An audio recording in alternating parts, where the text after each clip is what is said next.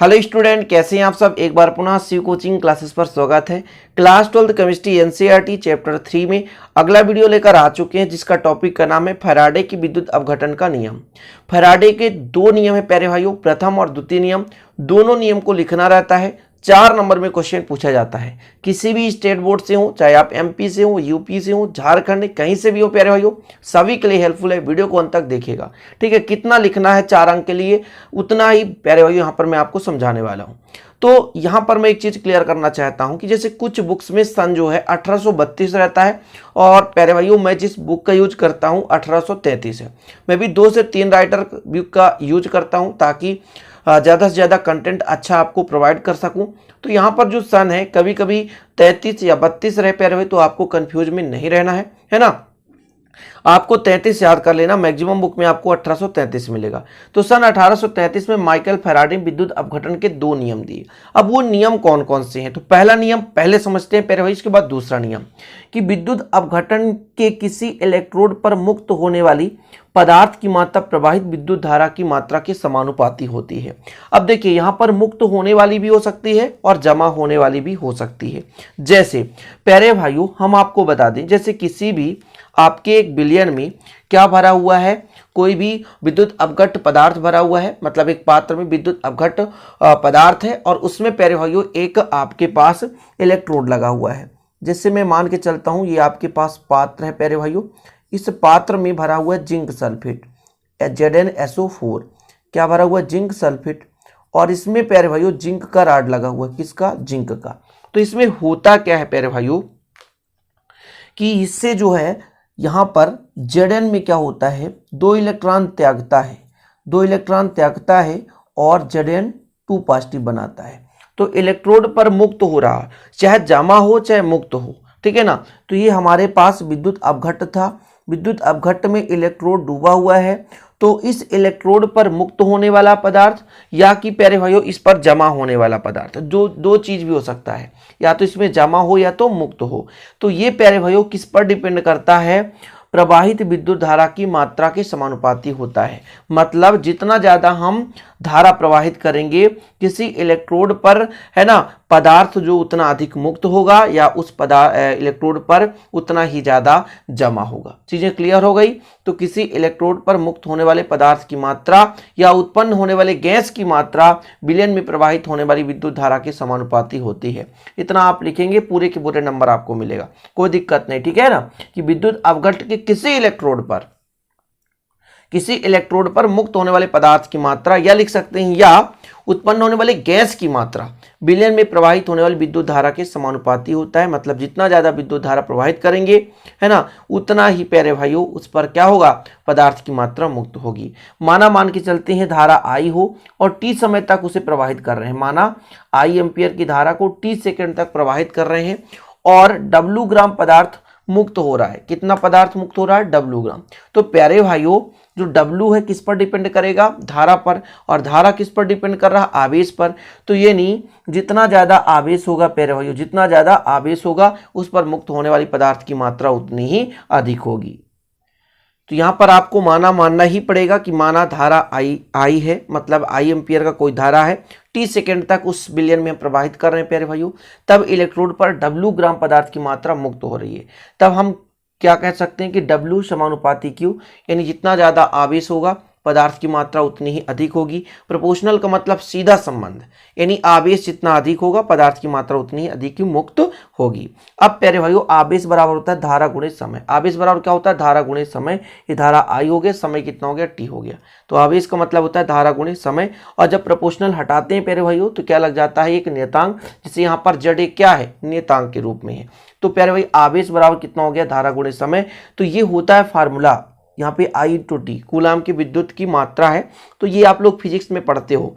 ये आवेश बराबर कितना होता है? धारा गुणे समय। और धारा क्या होता है? समय के साथ आवेश में जितना प्रवाह होता है वही तो धारा है। ठीक है प्यारे भैया, इतना क्लियर हो गया। तो आपको प्रथम नियम में इतना ही लिखना है, ठीक है। जहां Z क्या एक समानुपाती स्थिरांक है, जिसे विद्युत रासायनिक तुल्यांक भी कहते हैं। ठीक, तो क्लियर हो गया।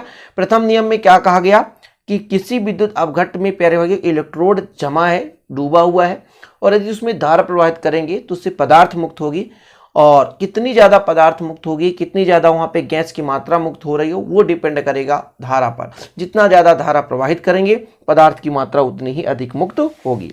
ये पहला नियम हो जाता है कंप्लीट, स्क्रीनशॉट ले सकते हैं। और प्यारे भाइयों आपको इतना ही लिखना है, सिंपल तरीके से लिखना है, बहुत ही है ना अच्छा क्वेश्चन है ये, और विगत वर्ष में पूछा भी गया है प्यारे भाइयों, और पूछा भी जाएगा, ध्यान रखिएगा, ठीक है ना, इसलिए काफी हेल्पफुल है। चलिए आगे देखते हैं द्वितीय नियम प्यारे भाइयों कि द्वितीय नियम क्या है। ठीक है, देखिए थोड़ा सा यहाँ पर समझना पड़ेगा कि जब श्रेणी में लगे हुए विभिन्न विद्युत अपघटनों के विलयनों से होकर विद्युत की समान मात्रा प्रवाहित की जाती है तो इलेक्ट्रोड पर एकत्रित विभिन्न पदार्थों की मात्राएं उनके रासायनिक तुल्यांक के समानुपाती होता है। समझने की कोशिश करेंगे इस डायग्राम से। ये है प्यारे भाइयों श्रेणी क्रम में, यहाँ पर देख सकते हैं कई सारे यहाँ पर जो है बिलियन डूबे हुए हैं और विद्युत अपघट्ट पदार्थ उनमें भरा हुआ है ना। कहने का मतलब ये सब सारे के सारे बिलियन क्या है, विद्युत अपघट्ट हैं, उनमें इलेक्ट्रोड है। तो जब कई सारे श्रेणी में लगे विद्युत अपघट्ट, ये विद्युत अपघट्ट है, ठीक है ना। जब श्रेणी में लगे हुए कई विद्युत अपघट्ट के विलयनों से विद्युत धारा की समान मात्रा प्रवाहित होती है, इसमें विद्युत धारा की समान मात्रा प्रवाहित होती है प्यारे भाइयों, तो इन इलेक्ट्रोडों पर मुक्त होने वाली पदार्थ, ये इन इलेक्ट्रोडों पर मुक्त होने वाली पदार्थ वो किसके समानुपाती होती है, रासायनिक तुल्यांक के समानुपाती होता है, यानी ई के समानुपाती होता है। ठीक है ना, मान के चलते हैं प्यारे भाइयों हम H2SO4 और AgNO3 अलग अलग लेकर चलते हैं कि इस पे जो इलेक्ट्रोड है इस पर मुक्त होने वाला पदार्थ कितना है, WN है ना, और इस पर प्यारे भाइयों पदार्थ की मात्रा कितनी है, W2 है। इसका रासायनिक तुल्यांक E1 है, इसका रासायनिक तुल्यांक क्या है, E2 है। ठीक है, तब जो है आपको पता है कि जो पदार्थ पर जो इलेक्ट्रोड पर मुक्त होने वाली पदार्थ है वो किसके समानुपाती प्यारे भाइयों, रासायनिक तुल्यांक के समानुपाती है। तो यहाँ पर ऐसा लिख सकते हैं कि W प्रोपोर्शनल E, यानी जो इलेक्ट्रोडों पर मुक्त होने वाली पदार्थ है वो किसके समानुपाती है, E के, यानी रासायनिक तुल्यांक की। और जब हम यहाँ पर प्यारे भाइयों समानुपाती हटाते हैं तो एक नियतांक लग जाता है, यानी W पानी बराबर स्थिरांक कह सकते हैं। इसी प्रकार से 1 के लिए W1 प्रोपोर्शनल E1 और 2 के लिए यानी यहाँ के लिए AgNO3 के लिए W2 प्रोपोर्शनल E2, यानी हम कह सकते हैं W1 बटे W2 और E1 बटे E2। अच्छा, यहाँ पे समझ में नहीं आ रहा, कोई दिक्कत नहीं प्यारे भाइयों, पहले आप थोड़ा स्क्रीनशॉट ले लें फिर मैं आपको समझा रहा हूँ। यहाँ पर थोड़ा देखिए, जब श्रेणी में लगे हुए विभिन्न विद्युत अपघट्ट श्रेणी क्रम में जुड़े हैं और कई सारे विद्युत अपघट्ट हैं और उनमें समान मात्रा में धारा प्रवाहित हो रहा है, ये आपके पास श्रेणी क्रम में दो हैं, एक H2SO4 और एक AgNO3, ये दोनों के कॉम्बिनेशन का काम करता है। तो ये और ये श्रेणी क्रम में जुड़े हैं प्यारे भाइयों, एक के बाद एक क्रम में जुड़े हुए हैं। अब इनमें जो पदार्थ मुक्त होगी वो रासायनिक तुल्यांक के समानुपाती होगा। कहने का मतलब प्यारे भाइयों यदि हम यहाँ पर बात करें कि इनका सबका अलग अलग मात्रा, इसका W1 है तो ये प्रोपोर्शनल होगा E1 के, है ना, और यहाँ पर यदि W2 है प्यारे भाइयों तो ये प्रोपोर्शनल होगा E2 के। ठीक है ना, क्लियर है, इतना समझ गए। यदि मैं समानुपाती हटाऊं तो एक के नियतांक लगा देता हूं यहाँ पर, ठीक है, वह प्यारे भाइयों समझाने की कोशिश कर रहा हूं ताकि आप लोग समझ सके, के बराबर E2 हो गया। ठीक है, अब यदि मैं कह दूं W1 बटे E1 होगा बराबर के, जी हाँ कह सकते हो, गुणा में इधर आएगा भाग दे दो, W2 बटे E2 बराबर के होगा, ये भी के, इसलिए दोनों क्या हो गए, बराबर हो गए, यानी W1 बटे E1 बराबर W2 बटे E2। इसको ऐसा भी लिख सकते हो, W को इधर E1 को इधर ले आओ तो W1 बटे W2 बराबर E1 बटे E2, ऐसा भी कर सकते हो, सिंपल है प्यारे भाइयों। और यही चीज यहाँ पर लिखा हुआ है जो कि आपको समझ में नहीं आ रहा होगा, W1 बटे W2 और E1 बटे E2, समझ गए ना, क्लियर हो गया। कहने का मतलब द्वितीय नियम में क्या कहा गया, देखिए पहला नियम जो है किसी एक इलेक्ट्रोड के लिए कहा गया, किसी एक विद्युत अपघट्ट में एक इलेक्ट्रोड डूबा हुआ है तब उस पर हम धारा प्रवाहित करें तो मुक्त होने वाली पदार्थ की मात्रा उस धारा के समानुपाती होती है।